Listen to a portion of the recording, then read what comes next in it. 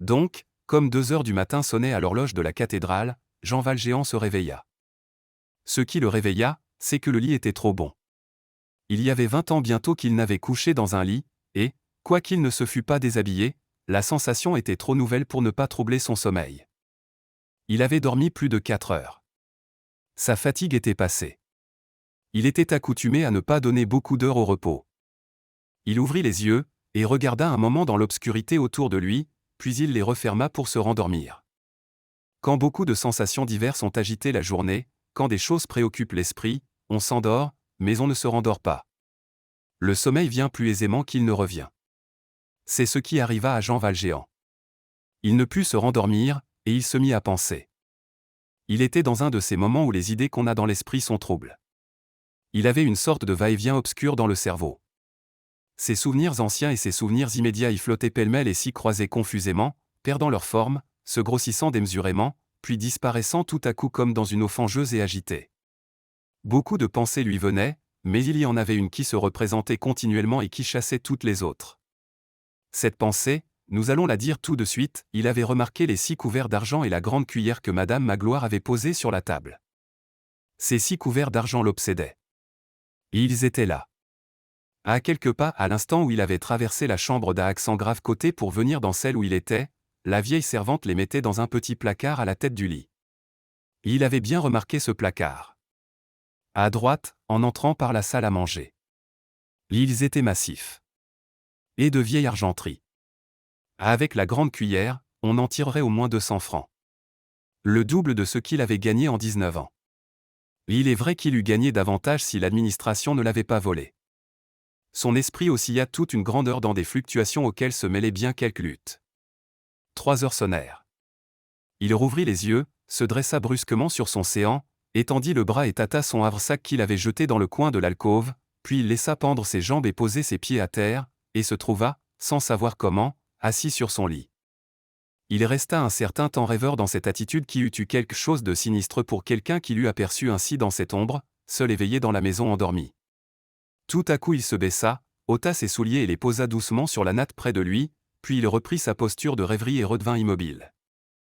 Au milieu de cette méditation hideuse, les idées que nous venons d'indiquer remuaient sans relâche son cerveau, entraient, sortaient, rentraient, faisaient sur lui une sorte de pesée, et puis il songeait aussi, sans savoir pourquoi, et avec cette obstination machinale de la rêverie, à un forçat nommé Brevet qu'il avait connu au bagne, et dont le pantalon n'était retenu que par une seule bretelle de coton tricotée. Le dessin en damier de cette bretelle lui revenait sans cesse à l'esprit.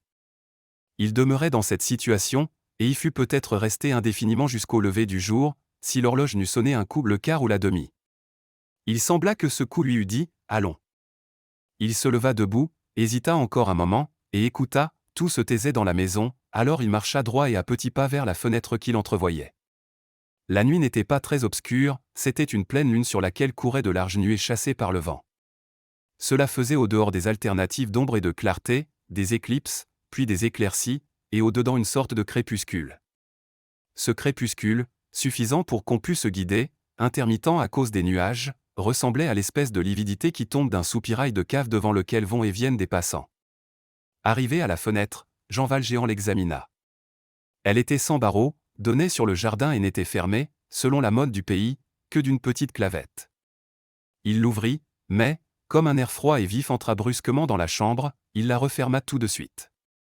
Il regarda le jardin de ce regard attentif qui étudie plus encore qu'il ne regarde. Le jardin était enclos d'un mur blanc assez bas, facile à escalader. Au fond, au-delà, il distingua des têtes d'arbres également espacées, ce qui indiquait que ce mur séparait le jardin d'une avenue ou d'une ruelle plantée.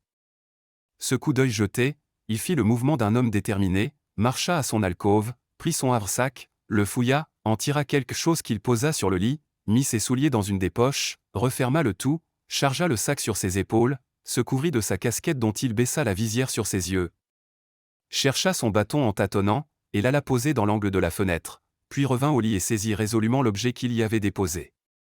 Cela ressemblait à une barre de fer courte, aiguisée comme un épieu à l'une de ses extrémités. Il eût été difficile de distinguer dans les ténèbres pour quel emploi avait pu être façonné ce morceau de fer. C'était peut-être un levier? C'était peut-être une massue? Au jour on eût pu reconnaître que ce n'était autre chose qu'un chandelier de mineur. On employait alors quelquefois les forçats à extraire de la roche des hautes collines qui environnent Toulon, et il n'était pas rare qu'ils eussent à leur disposition des outils de mineurs. Les chandeliers des mineurs sont en fer massif, terminés à leur extrémité inférieure par une pointe au moyen de laquelle on les enfonce dans le rocher. Il prit ce chandelier dans sa main droite, et retenant son haleine, assourdissant son pas, il se dirigea vers la porte de la chambre voisine, celle de l'évêque, comme on sait. Arrivé à cette porte, il la trouva entrebâillée. L'évêque ne l'avait point fermée. Jean Valjean écouta. Aucun bruit. Il poussa la porte. Il la poussa du bout du doigt, légèrement, avec cette douceur furtive et inquiète d'un chat qui veut entrer. La porte céda à la pression et fit un mouvement imperceptible et silencieux qui élargit un peu l'ouverture. Il attendit un moment, puis poussa la porte une seconde fois, plus hardiment. Elle continua de céder en silence. L'ouverture était assez grande maintenant pour qu'il pût passer. Mais il y avait près de la porte une petite table qui faisait avec elle un angle gênant et qui barrait l'entrée. Jean Valjean reconnut la difficulté. Il fallait à toute force que l'ouverture fût encore élargie. Il prit son parti, et poussa une troisième fois la porte, plus énergiquement que les deux premières. Cette fois il y eut un gond mal huilé qui jeta tout à coup dans cette obscurité un cri rauque et prolongé. Jean Valjean tressaillit. Le bruit de ce gond sonna dans son oreille avec quelque chose d'éclatant et de formidable comme le clairon du jugement dernier. Dans les grossissements fantastiques de la première minute, il se figura presque que ce gond venait de s'animer et de prendre tout à coup une vie terrible, et qu'il aboyait comme un chien pour avertir tout le monde et réveiller les gens endormis. Il s'arrêta, frissonnant, éperdu, et retomba de la pointe du pied sur le talon. Il entendait ses artères battre dans ses tempes comme deux marteaux de forge, et il lui semblait que son souffle sortait de sa poitrine avec le bruit du vent qui sort d'une caverne.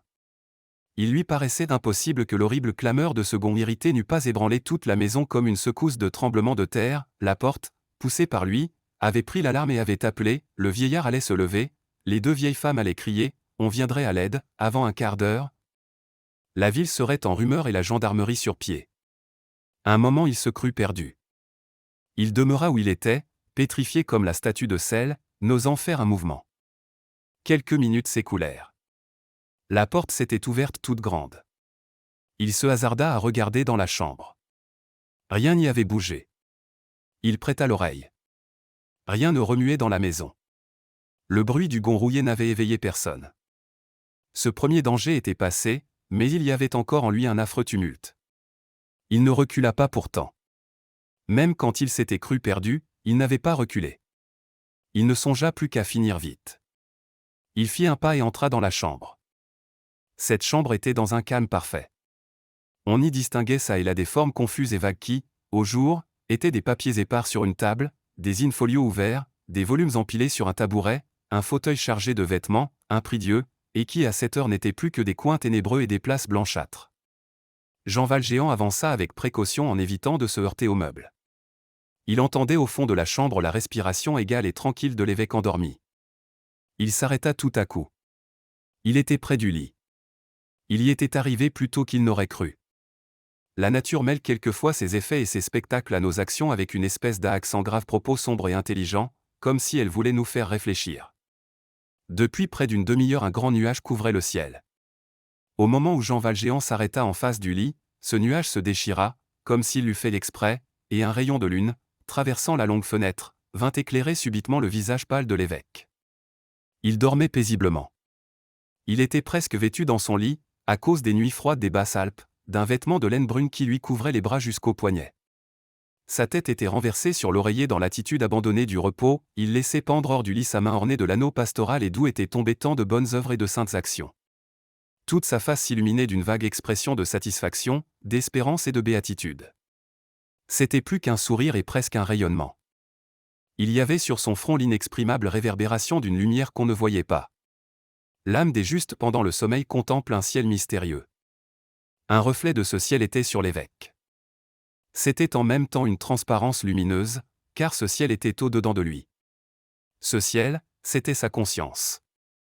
Au moment où le rayon de lune vint se superposer, pour ainsi dire, à cette clarté intérieure, l'évêque endormi apparut comme dans une gloire. Cela pourtant resta doux et voilé d'un demi-jour ineffable.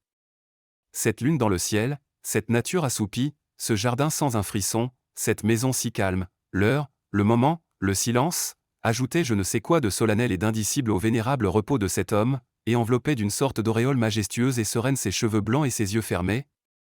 Cette figure où tout était espérance et où tout était confiance, cette tête de vieillard et ce sommeil d'enfant. Il y avait presque de la divinité dans cet homme ainsi auguste à son insu. Jean Valjean, lui, était dans l'ombre, son chandelier de fer à la main, debout, immobile, effaré de ce vieillard lumineux. Jamais il n'avait rien vu de pareil. Cette confiance l'épouvantait. Le monde moral n'a pas de plus grand spectacle que celui-là, une conscience troublée et inquiète, parvenue au bord d'une mauvaise action, et contemplant le sommeil d'un juste. Ce sommeil, dans cet isolement, et avec un voisin tel que lui, avait quelque chose de sublime qu'il sentait vaguement, mais impérieusement.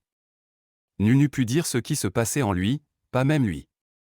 Pour essayer de s'en rendre compte, il faut rêver ce qu'il y a de plus violent en présence de ce qu'il y a de plus doux. Sur son visage même on n'eût rien pu distinguer avec certitude. C'était une sorte d'étonnement hagard. Il regardait cela.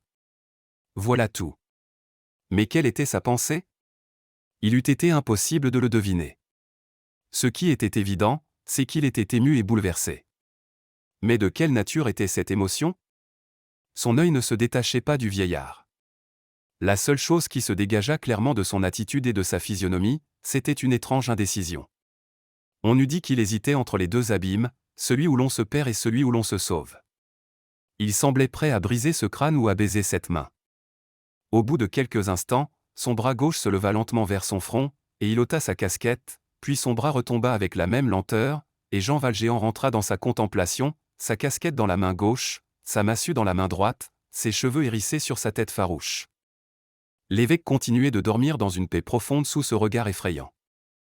Un reflet de lune faisait confusément visible au-dessus de la cheminée le crucifix qui semblait leur ouvrir les bras à tous les deux, avec une bénédiction pour l'un et un pardon pour l'autre.